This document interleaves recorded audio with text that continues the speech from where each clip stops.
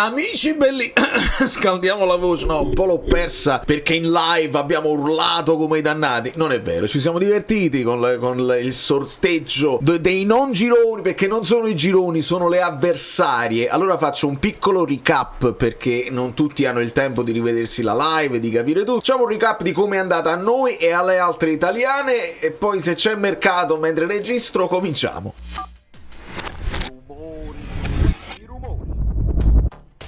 Allora, nel dare il benvenuto a Marsh Mario e a tutti quelli che si sono iscritti, magari nuovi amici che si sono iscritti durante la live perché eravamo oltre i 1000, quindi io ringrazio tutti per la pazienza, per il supporto, per tutte le cose che fate, i like che mettete, l'hype che lanciate, che fate schizzare sempre i video, non me, forse anche me, ma sotto un certo punto di vista. Se mi sposto con un'analisi tattica, vediamo un pochino. Allora faccio un recap veloce di quello che significa la nuova Champions, visto che l'anno scorso sono convinto, come io l'ho guardata un po' così, penso che anche altri tifosi del Napoli non si siano appassionati per forza alla formula e il cambiamento è sostanziale. Prima di tutto non ci sono i gironi, quello che dobbiamo capire è che c'è un girone unico, una classifica di una mini lega praticamente, dobbiamo affrontare 8 squadre.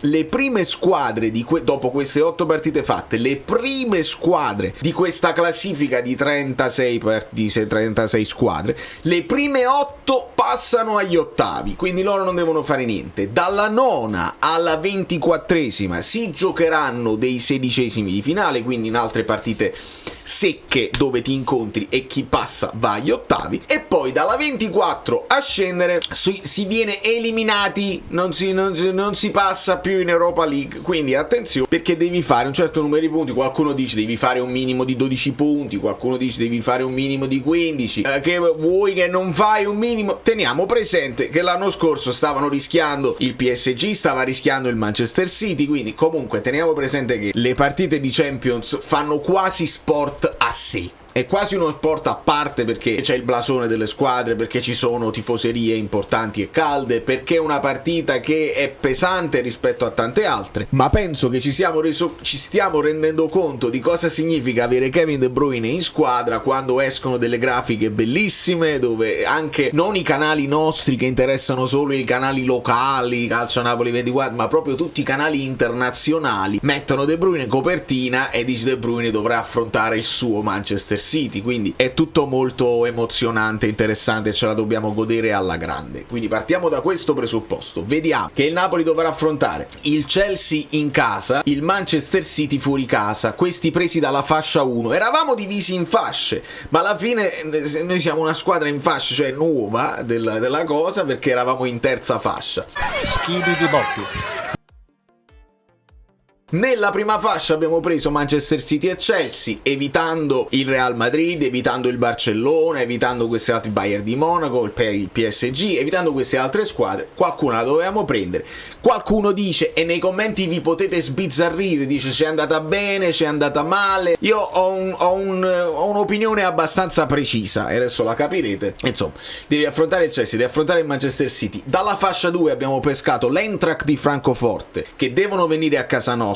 Occhio, tifoseria che conosciamo, il Benfica, poi dalla fascia 3 lo Sporting e il PSV, quindi ci sono degli incastri anche molto, molto interessanti tra gli ex, no? Neres era al Benfica, Lang era al PSV, insomma così. Poi le due squadre che sono prese dalla fascia 4, abbiamo evitato il Galatasaray, abbiamo evitato Osimhen, abbiamo evitato l'Atletico Madrid di Raspadori, abbiamo evitato Kvara PSG, il Karabakh e il Copenaghen. Non farò finta di conoscere bene quanto siano forti il Karabakh e il Copenaghen, né vi dirò, chiaro, partiamo da una questione di blasone. Se tu vedi Napoli-Karabakh dici 1 fisso, cioè deve essere quello l'obiettivo. Se invece vedi Manchester City-Napoli è chiaro che tu dici vabbè, se prendi un pareggio contro il City te lo accolli volentieri. Questo è un discorso che si può fare in generale, poi dipenderà e questo è importantissimo stabilirlo fin da subito,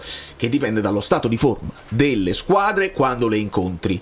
La Champions League molto spesso questo è, oltre a una fortuna o una sfortuna negli sorteggi, negli accoppiamenti, dipende dai momenti di forma, perché puoi beccare il Manchester City in grande forma o lo puoi beccare in quel periodo storto che hanno avuto l'anno scorso dove prendevano gol da chiunque. Quindi occhio a questo. E in generale mi sembra non un girone, perché non è un girone, ma degli accoppiamenti che secondo me il Napoli può affrontare con grande personalità. Non dico che abbiamo vita facile e non lo dirò mai, perché non è proprio nel mio stile di dire vabbè qua vinciamo, qua pareggiamo, è sciocco secondo me dirlo, però te la giochi.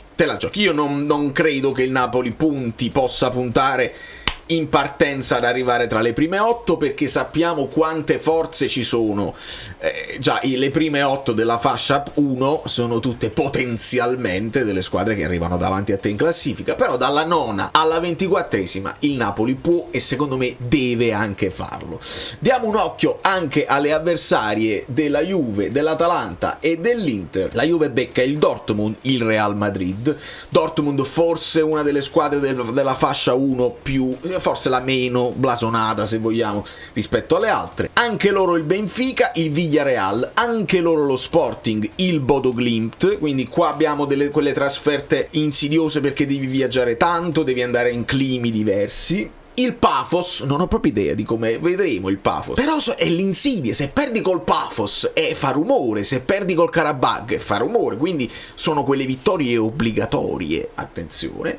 E il Monaco. L'Atalanta prende il Chelsea, il PSG, il Club Bruges, l'Eintracht Francoforte, lo Slavia Praga, il Marsiglia, l'Athletic Club, che fascia 4 forse una di quelle più da evitare, e l'Union SG. Io vedo squadre generalmente un pochino più abbordabili per Brasone qui. Il problema è che se oggi leggi Atalanta non leggi l'andare dal dentista che diceva Guardiola, oggi leggi speriamo che Juric abbia credibilità sulla rosa, perché l'Atalanta ha ancora dei giocatori molto interessanti e forti sulla carta. Bisogna vedere se Juric ha un impatto su questi qua oppure se si lasciano andare, che la prima l'hanno un po' steccata contro il Pisa. Quindi dipenderà da quando ci arriva e come. Gli accoppiamenti, le date usciranno il 30, quindi dopodomani. Per quanto riguarda l'Inter, Liverpool, Dortmund, Arsenal, Atletico Madrid, Slavia Praga, Ajax, Kairat Almaty e Union SG. Anche qui vedo un bello stacco tra le prime 4 e le seconde 4. Ovviamente è sempre dietro l'angolo il problema di affrontare una squadra più piccola che tu in teoria potresti sottovalutare.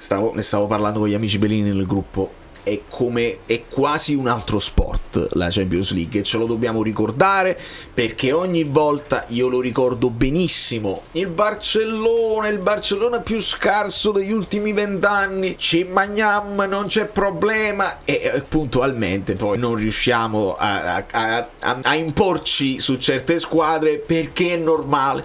E io non ripongo nessuna aspettativa esagerata nei confronti del Napoli, dai, si deve arrivare per forza in semifinale. Assolutamente no, io sono consapevole che la Champions è un percorso che devi fare piano piano. Conte con l'Europa ha anche un rapporto da sistemare e lui avrà grande voglia di far bene in Europa, quindi puntiamo su questo per fare un percorso di grandissima dignità. Se arrivano a Napoli non è una partita facile, non deve essere una partita facile, noi dobbiamo fare la nostra esperienza, aggiungere mattoncini sull'esperienza europea che piano piano dovrà portarci a delle vette che abbiamo raggiunto in Italia, ma in Europa dobbiamo fare ancora il nostro percorso, quindi è molto bello, è molto interessante. Ora tornando a noi, se volete lasciare dei like li potete lasciare, vediamo di lasciare breve questo video, volevo solo capire se c'erano delle novità. Ecco, ci dicono addirittura l'arrivo sia di Højlund che Elmas, fonte Gianluca Di Marzio, quindi aspettiamo veramente ad ore quello che può essere un here we go, quello che può essere una cosa di sicurezza. Ecco, Fabrizio Romano invece di We Go ha postato una clessidra per quanto riguarda Højlund, quindi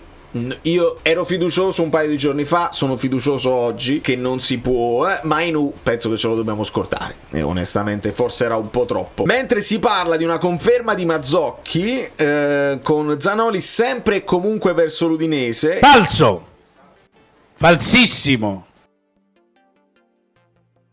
Il discorso di Zanoli, noi abbiamo avuto ancora un'altra conferma, l'amico Bellino ha contattato Ciro Troise che si è sempre occupato di giovanili e Ciro ci ha detto che Zanoli era utile per le liste Champions, di conseguenza se l'operazione porta a mantenere Mazzocchi, vendere Zanoli e non prendere Juanlu, non sono contento, fatemelo dire tranquillamente, perché una cosa è ti vendi Zanoli però arriva Juanlu e fai di necessità virtù in Champions, però hai preso il terzino del futuro che ti può cominciare a crescere, è un conto. Se invece ti togli Zanoli, non arriva Juanlu, resti con Mazzocchi che ti occupa comunque un posto, non sono contentissimo onestamente. Sappiamo che però Elmas può entrare facendo uscire momentaneamente Lukaku dalla lista. Quindi, per fare un recap velocissimo di quella che è la situazione della lista, Højlund non ti occupa niente, lo puoi fare entrare quando vuoi. Elmas significa che deve uscire Lukaku fino a gennaio, poi a gennaio ne devi riparlare delle liste, ovviamente possibilità Mazzocchi, possibilità Spinazzola, le varie cose. Però se il Napoli decide di vendere Zanoli, non prendere Juanlu, mi sento beffato, mi sento un po' beffato, e bisogna dirlo chiaramente. Arriva Elmas, sono esaltato, arriva Højlund, sono contentissimo. Se questa scelta sui terzini non me la spiego molto,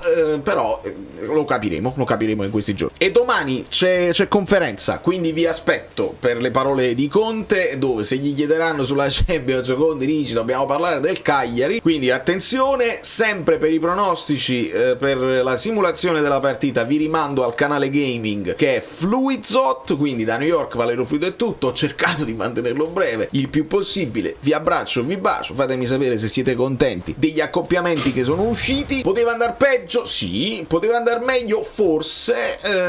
Ce la giochiamo.